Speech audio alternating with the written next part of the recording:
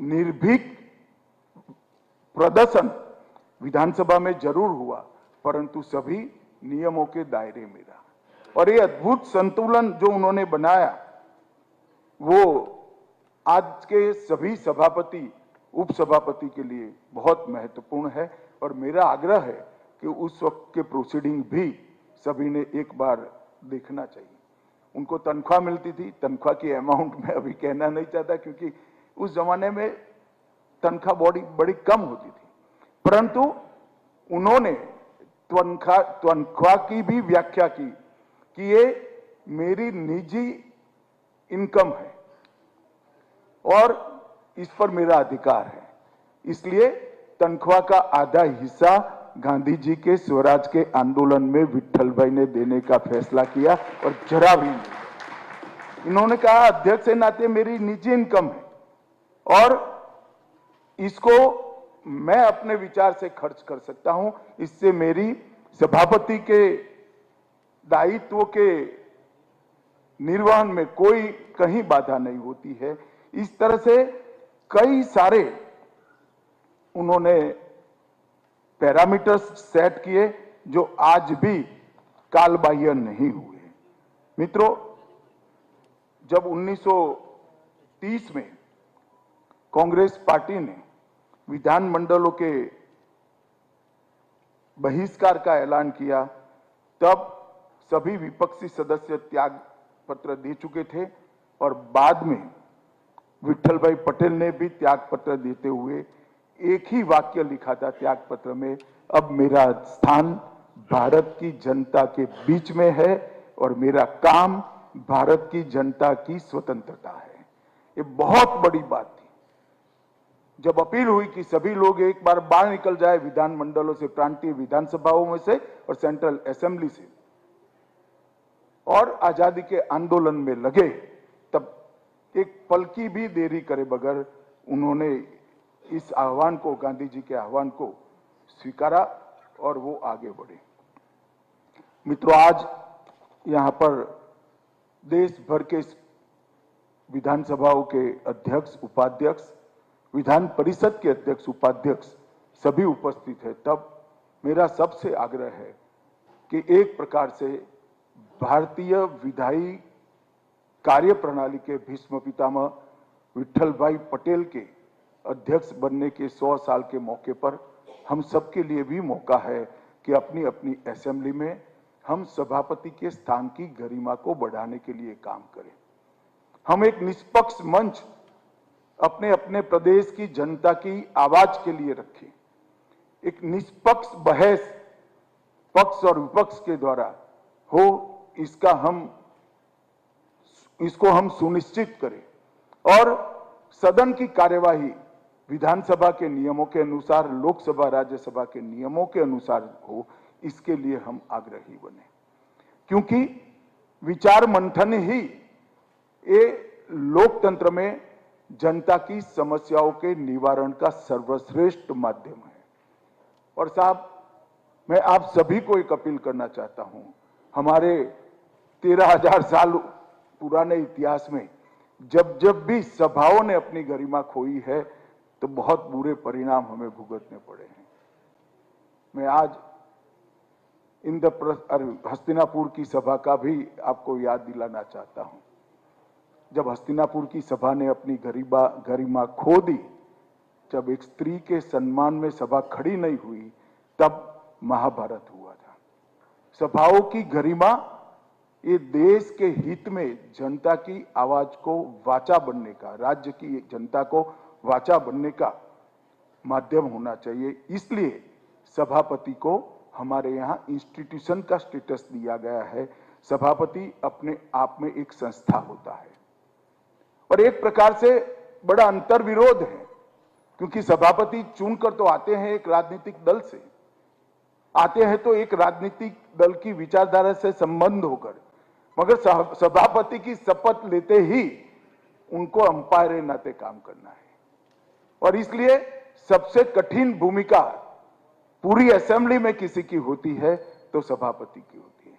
मगर मैं आज गौरव के साथ कह सकता हूं कि भारतीय आजादी के इस 80 साल में और हमारे संविधान के 75 साल में हमारे देश भर की असेंबलियां, विधानसभाएं और लोकसभा में हमेशा सभापतियों ने लोकसभा और विधानसभा के गौरव को आगे बढ़ाने का काम किया है और हमारे लोकतंत्र को हमने मजबूत किया। जब हम आजाद हुए तब एक चर्चा थी, कितने साल इस देश में लोकतंत्र चलेगा, कैसे चलाएंगे, और कई लोग मखौल उड़ाते थे हमारी आजादी के आंदोलन का भी और हमारे संविधान की निर्माण की प्रक्रिया की। मगर आज मैं गौरव के साथ इस ऐतिहासिक सदन में कह रहा हूं कि हमने 80 साल में लोकतंत्र की नींव को पाताल से गहरा डालने का काम किया है और हमने सिद्ध किया है कि भारतीय जनता की रग रग में, भारतीय जनता के स्वभाव में लोकतंत्र पड़ा हुआ है। क्योंकि कई सारे देश हमने देखे हैं जिनकी शुरुआत तो लोकतांत्रिक तरीके से हुई, मगर 1 दशक, 2 दशक, 3 दशक, 4 दशक होते होते लोकतंत्र की जगह अलग अलग प्रकार का काम हुआ है। कई सारे देशों में परिवर्तन के लिए खून बहा, युद्ध हुए, विद्रोह हुए। भारत एकमात्र ऐसा देश है विगत 80 साल में जो आजादी के बाद कई सारे परिवर्तन भारत की सत्ता में हुए, खून की एक बूंद बहे बगैर शांतिपूर्ण सत्ता परिवर्तन भारत में किया। और उसका मूल कारण है कि हमने हमारी विधायी परंपरा को बहुत अच्छे तरीके से संजोकर रखा है। समय समय पर समय अनुकूल हमने परिवर्तन भी की है और उसमें सभापति की भूमिका जो न्यायाधीश की है उसका बहुत बड़ा योगदान है, क्योंकि निष्पक्षता और न्याय यही 2 स्तंभ है जिन पर अध्यक्ष की गरिमा टिकी हुई है। और जब ये 2 स्तंभ अध्यक्ष की चेयर से संभाल कर रखते हैं तो सदन की गरिमा भी बन लेती है। इसलिए अध्यक्ष ही एक प्रकार से सदन का अभिभावक और सदन का सेवक भी माना जाता है। अध्यक्ष के गरिमापूर्ण बर्ताव से ही सबसे बड़ी सेवा सदन की हो सकती है और अध्यक्ष के दृढ़ व्यवहार से ही सदन के अधिकारों का रक्षण होता है, वो अभिभावक की भूमिका में भी होता है। और मित्रों, इसीलिए अध्यक्ष की कुर्सी को संविधान मान्य कुर्सी के रूप में हमारे संविधान ने मान्यता दी है। विधानसभाओं में किसान की हरी भरी फसल से लेकर युवाओं के स्वप्नों तक, महिला सशक्तिकरण से लेकर समाज के हर पिछड़े वर्ग के कल्याण तक, देश की एकता और अखंडता से लेकर देश की सुरक्षा तक, इतने बड़े स्केल में, इतने बड़े स्केच में हर प्रकार की चर्चा यहाँ पर होती है। और जब विधानसभा का सदन चलता है तब हमने 3 शब्दों पर बहुत बल देना पड़ेगा: विवेक, विचार और विधान। विवेक से विचार बनता है। विवेक सदन के नियमों, जनता की आकांक्षाएं और पक्ष विपक्ष के द्वारा सरकार के अच्छे पक्ष और बुरे पक्ष को रखने का बैलेंस प्रकार से एक वक्तव्य जो होता है वो विवेकपूर्ण माना जाता है। और ये विवेक, उससे विचार बनता है और विचारों से विधान बनता है, जो विधानसभा का काम है। कोई भी कानून आता है उसका अंततोगत्वा उद्देश्य जन कल्याण होना चाहिए। कोई भी कानून आता है इसका अंततोगत्वा उद्देश्य अपने प्रदेश और देश को सुचारू रूप से चलाना होता है। कोई भी कानून आता है उसका अंतिम उद्देश्य सर्वस्पर्शीय, सर्वसमावेशी विकास का मॉडल होता है। और कोई भी कानून आता है उसका अंतिम उद्देश्य विधानसभा की, प्रांतों की, प्रदेशों की आंतरिक सुरक्षा और देश की आंतरिक और बाह्य सुरक्षा को सुनिश्चित करना होता है। तो विवेक, विचार और विधान ये तीन ही चीजों पर विधानसभा का और लोकसभा राज्यसभा का पूरा काम निर्भर है।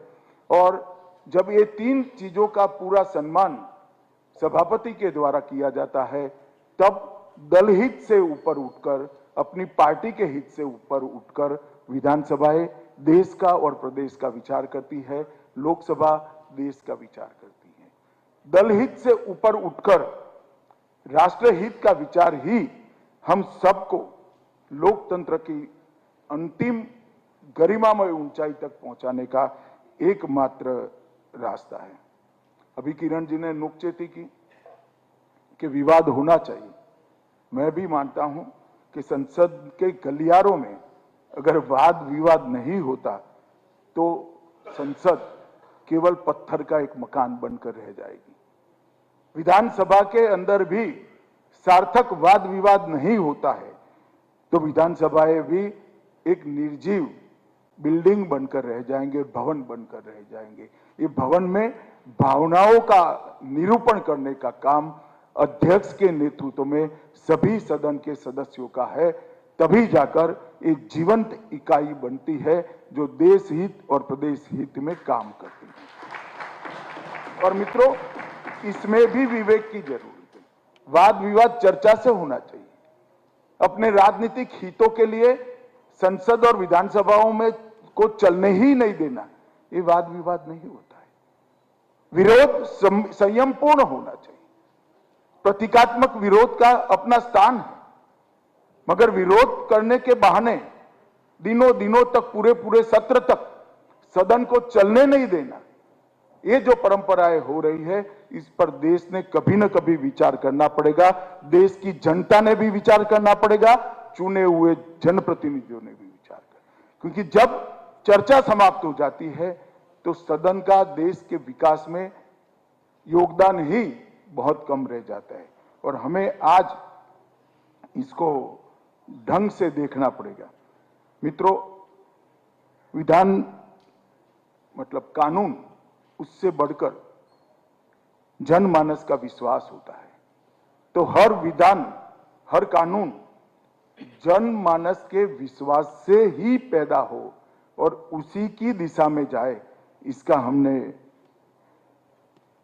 पूरी चिंता सदन के सदस्यों और सभापति ने करना चाहिए। एक प्रकार से सदन जो होता है, इंजन ऑफ डेमोक्रेसी होता है, लोकतंत्र को आगे बढ़ाने का एक माध्यम होता है। और यहां जब स्वस्थ परंपराएं बनती हैं, देश हित की नीतियां बनती हैं, देश हित में कानून गढ़े जाते हैं, तो राष्ट्र की दिशा अपने आप सुस्पष्ट हो जाती है। मित्रों, आज यहां पर हम है, तब मैं दिल्ली विधानसभा के अध्यक्ष को भी बहुत बहुत साधुवाद देना चाहता हूं कि इन्होंने देश भर के सभी स्पीकर साहिबान को बुलाकर एक ऐतिहासिक पल को पुनर्जीवित करा है।